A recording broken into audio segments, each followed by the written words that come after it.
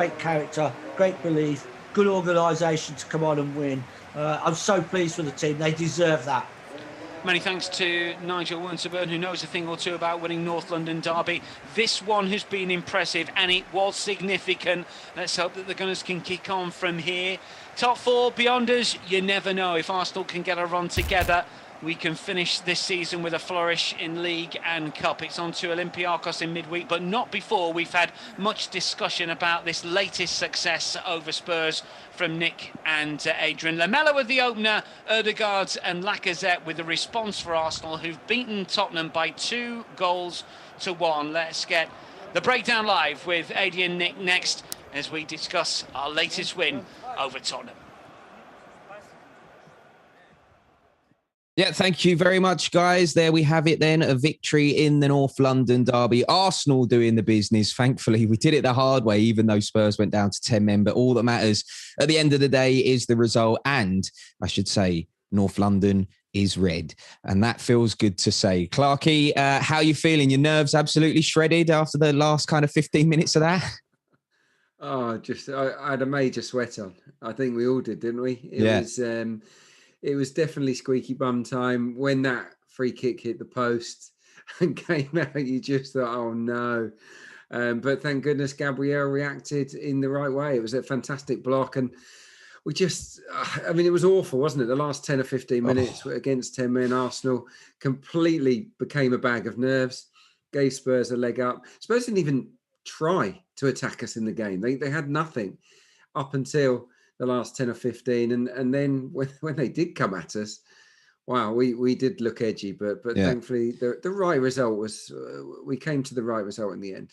It's, look, I don't want to say frustrating because we've won, like you say, we've got the points, that's all that matters. But it does bug me so much how in football, not just this Arsenal side, you see it quite regularly. Teams will go down to 10 men and. Looking at that, if I was a Spurs fan, I'd be like, we should have played with 10 men from the start because, before they had a player sent off, they were useless. And then as soon as they had the player sent off, it all changed. I'd be furious with the tactics if I was a Spurs fan. I just think Jose Mourinho went very negative, allowed Arsenal to dictate the game, 10 shots to 1 in the first half. We should have been 3 or 4 up. And it was only when the game was lost, one goal down and down to 10 men that they kind of released the shackles. And when they finally went for it, they found an Arsenal side that was a little bit shaky without the ball. So I think that Tottenham fans would be upset about the way that their team approached the game. But from Arsenal's point of view, it was very impressive for 75 minutes, really controlled. I found it hard to criticise anything other than the finishing, really. But then towards the end, I think Thomas Partey got a bit tired. I think there were some really real weary players out there in the last 15. I do think that the Athens trip caught up with them, and we started to make some daft decisions and commit too many fouls. It was just torture really to watch that last 10 or 15. Yeah. But look, let's not get away from the fact that for 3/4 of that match or more, Arsenal were vastly superior to Tottenham. They deserved to win. Yeah, the fouls were driving me absolutely crazy. Let me just point that out. Not the yellow cards. Well, we'll get on to that in a bit. The yellow cards, I was happily grateful for those, let me tell you. Right, we've got the points. That's fantastic. So what did we learn from this afternoon's game? Let's have a look at the first thing that we've taken from this North London derby then, and it is this: a more confident Martin Odegaard is starting to show what a great young talent he is. Lots of love online, as you can imagine, for Martin. Got one here that says, Odegaard has been amazing for us these past 2 games, really settling in nice. Got another one here for, I'm not going to attempt to read the Twitter name, but it's another one that says Odegaard playing a huge role with how effectively we have been pressing. He's got so much energy, etc., etc. And the last one I'm going to do here says, when Odegaard picks up his head and the ball is on his left foot, I just expect a good pass every time. Such a quality player. I mean, we're starting to see the belief, I guess, that Mikel Arteta is showing in Odegaard, because, we had a discussion before we came on air and we just said that, Mikel Arteta is obviously backing Odegaard. That's his guy. He clearly wanted to sign him, and he's getting rewards for doing that now. We're seeing, these past 2 games, Odegaard's had, great 180 minutes, I guess. Yeah, he's playing every week, isn't he, at the moment, Odegaard? And I think that's sensible, actually, because it's helping him acclimatise that bit quicker. If he was in and out, then it would be slower progress. But we are seeing big improvements, I think, from Martin Odegaard. I wasn't blown away. I don't mind admitting that. When I first saw him, like, he looked neat and tidy and technically good, but wasn't brave enough, really, in my opinion, in terms of the passes he was making, the runs he was making. But that's changing. You can see that now. His goal in midweek, he strikes from distance.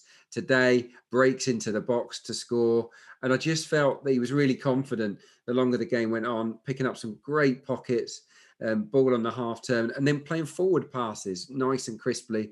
He is more than just a neat and tidy attacking midfielder. I'm starting to see why Arsenal were so keen to bring him in on loan, and why potentially they might want to sign him full time. So yeah, look, if he continues to make these improvements incrementally, we've got a real player on our hands. So yeah, another real big tick in Martin Odegaard's box today.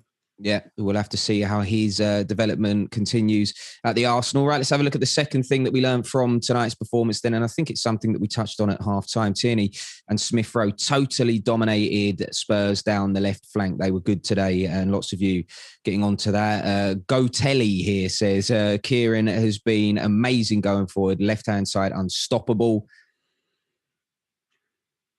I thought we were going to see some more. Obviously not. Well, yeah, that left-hand side, we touched on it at half-time. We got some real joy down the left in this game, and it's good to see because, we can really hurt teams from there, can't we? Yeah, I've seen a lot of love on socials, on my timeline in the second half for those guys. They absolutely bossed it. I mean, Gareth Bale got the hook, basically, because Kieran Tierney had him in his pocket, and he didn't want to track him. Matt Doherty was very lucky to see out the 90 minutes, had an awful game, but it wasn't down to them necessarily being poor. It was Tierney and Smith Rowe being assertive, dominant, really strong and forceful in everything that they did, really. And I like the movement. I think sometimes we saw Smith Rowe go on the outside, but mainly it was Tierney on the outside, Smith Rowe infield. And also we saw Smith Rowe and Odegaard mix up their positioning as well, which was something we talked about in the pre-match show, something they can do a lot more of. So yeah, they bossed it, no question about it. Fantastic assist from Tierney for the Odegaard goal, and yeah, Smith Rowe incredibly unlucky not to score. So yeah, both those guys were great. I have to say, most of the players were excellent in the game. The two centre halves really good up until the end, when I think they got nervy. Yeah, there was lots of decent displays out there. I think Partey and Xhaka were excellent again up until the last 15 minutes. So that spine was solid. But yeah, down the left, I think that those were the eye catches today. Yeah, very much so. And long may that continue. Right, let's have a look at the third and final thing that we've learned from tonight's performance then, and it is this. On and off the ball, Arsenal showed today they have made big improvements. We've got lots of different tweets about this. Gracie May here says, exceptional performance today, very proud. And some red and white emojis. Kamal says, on the one hand, one of our best performances so far this season. On the other, still nowhere near clinical or ruthless enough. God, you can't please some people, can you? Kamal, tough audience there. Jack says, Odegaard masterclass once again. LACA seemed woeful in possession, but solid penalty finish. And Gav says, totally agree with your halftime comments, Aid. Let's concentrate on the positives and give this team some much-deserved confidence and credit. Looking forward to the imminent breakdown. Is that the breakdown live or the breakdown of the team? Because the breakdown of the team didn't happen, thankfully, and we've got the points. It was good. Yeah, look, I've been saying for a long time, even though results have been patchy, by and large they've improved, but we haven't consistently won games. I've been saying that the performances have been much better. You think back to the autumn, think back to the last time we played Spurs, we weren't in a good place. We weren't moving the ball freely. We looked nervous. It was very clunky, and we were edgy at the back, and we were wasteful in the final third. I think it's all coming together. I really do. We're not perfect. We've still got loads and loads of work to do before we can be considered a real top team in the Premier League. But I just see that off the ball, we made it so hard for the most part for Tottenham to get out of their own half. We won it back brilliantly. And then in possession, just very, very fluid and confident and composed. So, and we're seeing more chance creation. We created so many more efforts on goal than Spurs did in this game. So yeah, look, let's keep the faith. there will be further bumps in the road, but this team is heading in the right direction. I think they just need a bit more confidence, a bit more belief, and an injection of quality this summer, no doubt about that. But under Arteta, I see a lot of things getting better, and that's something to cling on to, even if Arsenal finish, in a disappointing league position. It's not going to be, overnight at the end of the day, is it? We have to wait for these things, and also we're still dealing with the impacts of Arsene Wenger leaving the club, if we're being honest, things changing and all of that. And Mikel Arteta, young manager, first managerial position. And for me, I really want it to work for Mikel Arteta. And I'm seeing green shoots that I like. And I think, we can build on that. And hopefully he can be our manager for a few years going forward. Definitely. He's young, he's under 40, and he's managing Arsenal. He's never been a manager before. We've put in a lot of trust in him to learn on the job. And I feel that he is getting better. I think he made mistakes earlier on in this season, and he'll continue to make mistakes. We all do. But I think he's making fewer. And I also feel that his coaching acumen is shining through now. I just feel that players are improving. They're getting more of a flow, more of a confidence. And we're looking just more of a fluid unit. And that's really, really important. Quick word on the subs as well today. Obviously, we didn't need Aubameyang. So that was an interesting one. Strong management from Arteta to leave him out, of course, and it paid off. It was a gamble. It did pay off. And then I liked Pepe. Obviously, we hope that Saka's okay. I'm not sure what the story was with his substitution, but we hope that Pepe, we hope that he's fine and not injured badly or anything. But Pepe came on and was bright, and that was a brilliant pass for the Lacazette penalty. That shouldn't be ignored. A really crisp 20-yard pass. And look, I think it's a questionable one. I think it's debatable whether it was actually a penalty. There's no doubt that he got wiped out, but I just felt that the ball had gone, so to speak. So maybe we count ourselves a little bit fortunate there, but the pass from Pepe was fabulous. I've seen a lot of people actually debating this online now, because I thought, when I first saw it, I thought it's a stonewaller. He hasn't got the ball. He's taken Lacazette out. It's a penalty.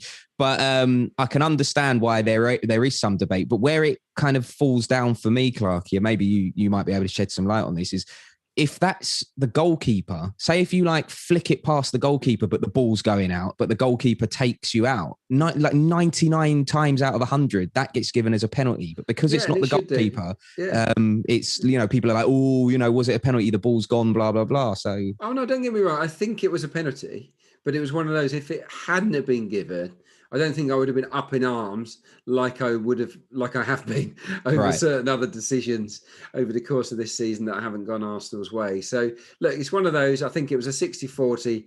It was a pen, and we got the right decision. So it was a happy days on that. It was a good pen from Alexandre Lacazette, and it was the least we deserved. We were definitely the better side today, and look, we can draw in Tottenham. We can finish above Tottenham. I genuinely believe that. I think we've got quite a tricky run of games coming up, but then the run in, I like the look of. I think Arsenal will finish this season very, very strongly indeed. And of course, we also hope that we marry that with some games in the Europa League as well. So I think we're in for a really interesting and hopefully exciting into the season now.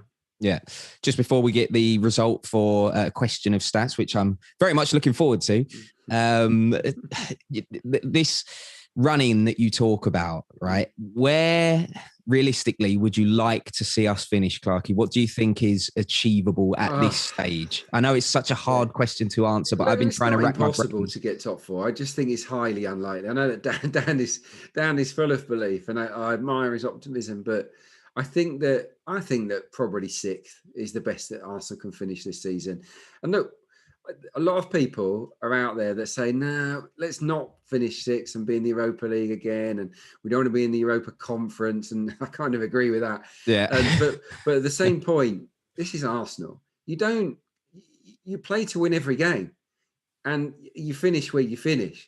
And if you don't try and finish as high as you possibly can, then it's a dereliction of duty, really. And you shouldn't be at Arsenal Football Club. You shouldn't support, you shouldn't support Arsenal.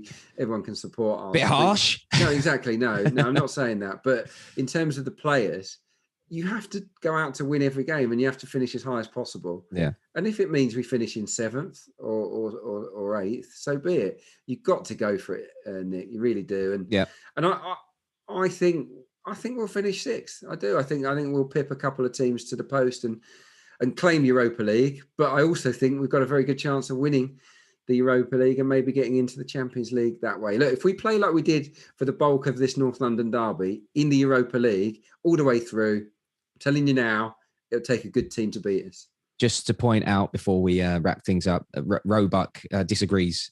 He's in the WhatsApp group. He says 6 ? 4th. What's he saying then? He thinks 4th. Yeah. So we'll have to see how that. Well, maybe we can get that debate going in the next game. Who knows? Right. Look, I'd love it. I'd love it if I was wrong. But there's some good teams in and around the Champions League places at the moment, and you're going to have to need them to have a car crash finish. I just don't see it. Leicester looking good, Chelsea looking good as well. So we'll have to hope that there's a massive blow up from either of those for us to have a chance. Right, question of stats. Then the stat we were looking for today was total yellow cards. Clarky, just remind me what you went for. I went for 4, and I was looking good until the last one came out, which I think handed you the 3 points. Well, I don't want to go on about it too much. Dan Roebuck went for 3. I decided to go big at 5. When I said that, Nigel Winterburn was like, "You've got it. You're going to get the points nailed on. This is going to be Nigel a spicy game." He knows, and he was right. Bang on 5 as well, which means not only do I get a point, I get 3 of them, even though producer Max, who's new to the show, so he's still learning the ropes and that, he did put in the WhatsApp group 1 point for me, and I'm like, are you trying to am I trying to get stitched out of 3 points here by Max? But no, I just hope I'm not going to be like Arsenal in that last 10 minutes here and just start and have a real panic up and throw it away. So yeah, you were counting your winnings, but here I come. But spare a thought actually for Dan Roebuck, who's floundering now on what is it, 6 points or something like that. He needs to take a long hard look at himself, Mr. Roebuck. Dan Roebuck, aka the Sheffield United of commentators. That's what he shall forever be known as. Right, Clarky, thank you very much for your company this evening. You'll be back with me for the next one, which is Thursday, Europa League. We are back. It's the weird earlier kickoff time, not quite 6 o'clock, but not quite 5:30 either. 5:55, the second leg of Olympiacos. We're 3-1 up in that one. We're at home, so fingers crossed we should go through, but you never know with this Arsenal side. But like I said earlier, one thing's for certain, North London is red. We'll see you on arsenal.com and the app at 5:20 for that Europa League game. Take care.